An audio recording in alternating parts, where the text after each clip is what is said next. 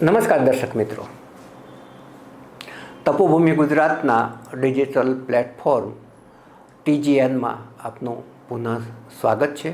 હું છું આપનો મિત્ર પ્રફુલ્લ ત્રિવેદી. અમારો આ વિડીયો જો આપને ગમે તો એ સબસ્ક્રાઈબ કરશો, શેર કરશો અને એના પર કોમેન્ટ પણ કરશો, જેથી અમે આપની રસ રુચિને જાણી શકીએ. તો એક નવો જે ટ્રેન્ડ જે ચાલુ થયો છે, વન ચાઇલ્ડનો ટ્રેન્ડ ચાલુ થયો છે. વન ચાઇલ્ડ અને ઘણા વળી પરિવારો તો જેટલા સોફિસ્ટિક બન્યા છે એની અંદર હવે નો ચાઇલ્ડનો ટ્રેન્ડ ચાલુ થયો છે. નો ચાઇલ્ડ એટલે સમાજે કોઈ પણ મિટિંગની અંદર આ વાતની નોંધ અને ચર્ચા 100% લેવી પડશે કે હવે આપણા દીકરા દીકરીઓને કહેવી પડશે કે ઓછામાં ઓછા 3 થી 4 બાળકો તો જોઈશે જ. આજે પરિસ્થિતિ બદલાઈ છે. હવે આજે આપણે વાત કરીએ છીએ પાટીદાર સમાજની. ગુજરાતની અંદર બહુ જ સમૃદ્ધ, સંપન્ન અને શિક્ષિત સમાજ એ છે પાટીદાર સમાજ, અને બહુસંખ્યક પણ છે. પરંતુ જ્યારે પાટીદાર સમાજની કોઈને કોઈ બેઠક મળે છે, કોઈ મિટિંગ મળે છે, કોઈ કાર્યક્રમ થાય છે, ત્યારે એના આંગળીયા કોઈને કોઈ વિવાદ પણ વહેતો થતો હોય છે. નખત્રાણાની અંદર કચ્છ કડવા પાટીદાર સમાજનો એક કાર્યક્રમ હતો. સમાજના લોકો એકઠા થયા હતા અને આ પ્રસંગે ત્યાં ઉપસ્થિત વિશ્વ ઉમિયા ધામના પ્રમુખ RP પટેલે પાટીદારોને સંબોધન કરતા એવી શિખામણ આપી કે 3 થી 4 બાળકો પેદા કરો. અત્યારે જે વન ચાઇલ્ડનો જે ટ્રેન્ડ ચાલ્યો છે એના અંગે એમણે અક્ષરશઃ શું કહ્યું એ આપને હું જણાવું છું. એમણે કહ્યું કે પાટીદાર સમાજને વધુ બાળકો પેદા કરવાની જરૂર છે. તેમણે એમ પણ કહ્યું કે હમણાં વન ચાઇલ્ડનો ટ્રેન્ડ ચાલુ થયો છે. કેટલાક સોફેસ્ટિકેટેડ ફેમિલીમાં તો વળી નો ચાઇલ્ડનો કન્સેપ્ટ પણ ચાલી નીકળ્યો છે. આપણે ક્યાં જઈશું અને ક્યાં અટકશું એ ખબર નથી. સંખ્યાબળ ઘટે એટલે સામાજિક શક્તિ ઘટે, અને સામાજિક શક્તિ ઘટે એટલે રાજકીય શક્તિ ઘટે, સનાતનની શક્તિ ઘટે. એટલે ધીમે ધીમે તમારા અસ્તિત્વની સામે પ્રશ્નો ઊભા થાય અને અસ્તિત્વ માટે લડવાનો સમય આવે. એક સમય એવો પણ આવી જાય કે બહાર બોર્ડ લાગેલા હશે કે કાકા ભાડે મળશે કે મામા ભાડે મળશે. આ પ્રકારની પરિસ્થિતિ જો આ સ્થિતિ રહી તો આગળના સમયમાં પેદા થશે એવું એમણે ઈશારો કર્યો છે. અને સાથે સાથે પાટીદાર સમાજના યુવાનોને એમણે શીખ આપી છે કે તમારે 2 થી 3 બાળકોને જન્મ આપવો જોઈએ. વડીલોને કહ્યું છે કે તમે તમારા સંતાનોને આવી શિખામણ આપો એમ. આના પાટીદાર સમાજની અંદર એક ઘેરા પ્રત્યાઘાતો પડ્યા છે.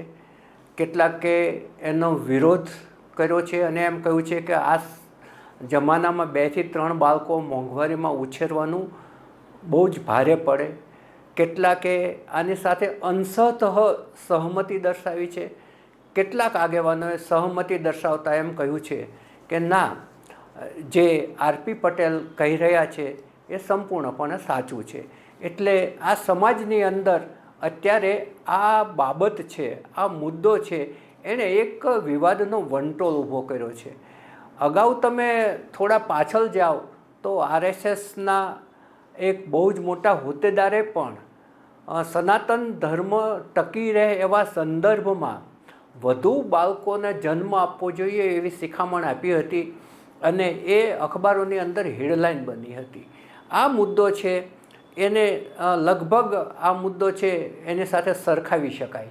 હવે તમે જુઓ કે લોકશાહીની અંદર છે એ એક આખો જે ચૂંટણીનો ટ્રેન્ડ ચાલુ થયો છે, એમાં જે સમાજની વધુ વસ્તી હોય, જે સમાજ સામાજિક રીતે જે તે વિસ્તારમાં પ્રભુત્વ ધરાવતો હોય, એ સમાજના આગેવાનને શોધી અને રાજકીય પક્ષો ટિકિટ આપતા હોય છે. આખું જે આનું મૂળ છે એ આપણી ચૂંટણી પ્રક્રિયા સુધી પહોંચે છે. ચૂંટણીની અંદર જ્યારે ટિકિટો વહેંચવાની આવે જ્યારે આપણે સૌ એક છીએ, સૌનો સાથ સૌનો વિકાસ, પરંતુ જ્યારે ટિકિટો વહેંચવાની આવે ત્યારે એ વિસ્તારની મતદાર યાદી લઈને અને બેસવામાં આવે છે અને કઈ જ્ઞાતિનું પ્રભુત્વ છે એ પેરામીટર સૌથી પહેલું જોવામાં આવે છે. એટલે જે આપણા રાજકીય પક્ષો છે, રાજકીય નેતાઓ છે, એ જ આડકતરી રીતે આપણો જે કુટુંબ કલ્યાણનો રાષ્ટ્રીય કાર્યક્રમ છે એને ઠેસ પહોંચાડે છે, એને ઊંધો વાળી દે છે. આ જે આખી જે બાબત છે કે સંતાનો વધારે હોવા જોઈએ કે ઓછા હોવા જોઈએ, જ્યારે વસ્તી વિસ્ફોટ થઈ રહ્યો છે ત્યારે આ પ્રશ્ન છે હંમેશા વિવાદનો વિષય રહેવાનો જ છે. એમાં પણ હવે જ્ઞાતિ આધારિત વસ્તી ગણતરીની પ્રક્રિયા ચાલુ થઈ છે. જિસકી જીતની બસ્તી ઉસકી ઇતની ભાગીદારી, આ સૂત્ર ચાલુ થયું છે. આ સૂત્રમાંથી એ માનસિકતા પેદા થઈ છે કે આપણી જ્ઞાતિની સંખ્યા વધારે હોય તો આપણને વધારે લાભો મળશે, આપણને વધારે નેતાઓ મળશે, આપણને વધારે આપણી જ્ઞાતિમાંથી અધિકારીઓ આવશે સરકારી. એટલે તમે જુઓ કે આખી માનસિકતા છે એ પાછી વર્ષો બાદ, વચ્ચે થોડો સમય જ્ઞાતિવાદ ઓછો થયો તો હવે ફરી પાછા આપણે જ્ઞાતિવાદના ઢાળામાં ઢળી રહ્યા છીએ. આપણે આપણી જ્ઞાતિ બાકીના સમાજ કરતાં વધારે સ્વાર્થની રીતે વિચારતા થવા માંડ્યા છીએ, કારણ કે આ રાજકીય નેતાઓના જે કરતૂતો છે, કારણ કે રાજકીય નેતાઓ તમામ બાબતને માત્ર અને માત્ર મતની દૃષ્ટિએ જોતા હોય છે. એને માત્ર જીત કઈ રીતે થાય એ જ જોવાનું હોય છે. એટલે આ બધા જ જે સંજોગો છે એમાંથી આ એક વિચાર જન્મે છે કે આપણી જ્ઞાતિની છે સંખ્યા વધારો. તમે હમણાં જુઓ કે હમણાં કોળી સમાજનું એક સંમેલન મળ્યું હતું, એમાં પણ બીજેપીમાં સંગઠનમાં કોળી સમાજને મહત્ત્વના હોદ્દાઓ મળવા જોઈએ એ વાત વહેતી થઈ હતી. અને એ પણ એ જ બેઝ ઉપર કે આપણી વસ્તી રાજ્યની અંદર સૌથી વધારે છે. એટલે જે જ્ઞાતિની વસ્તી વધારે હોય એને રાજકીય અને સામાજિક રીતે મહત્ત્વ વધારે મળે એ બાબત છે એ જે આ ઉમિયાધામના પ્રમુખ છે એ આડકતરી રીતે કહી રહ્યા છે. એટલે હવે ખરેખર તો રાજનેતાઓ છે, જે ધાર્મિક સંસ્થાઓના આગેવાનો છે, આ તમામ બાબતોએ આ બાબતમાં મંથન કરવાની જરૂર છે કે આપણે જે વસ્તી વધારો થઈ રહ્યો છે એને કઈ રીતે અટકાવવો ને ક્યાં જઈને અટકાવવો, અને સાથે સાથે કોઈ જ્ઞાતિ સમાજને અન્યાય ના થાય એવી સામાજિક વ્યવસ્થા કઈ રીતે ગોઠવવી એ બાબતે વિચારવાનો ચોક્કસપણે સમય આવી ગયો છે. આજે તો પાટીદાર સમાજની અંદર આજે વિવાદ શરૂ થયો છે એ જ મુદ્દો આટલો જ. હવે ફરી નવા વિષય સાથે મળીશું, ત્યાં સુધી મને આપશો રજા. નમસ્કાર.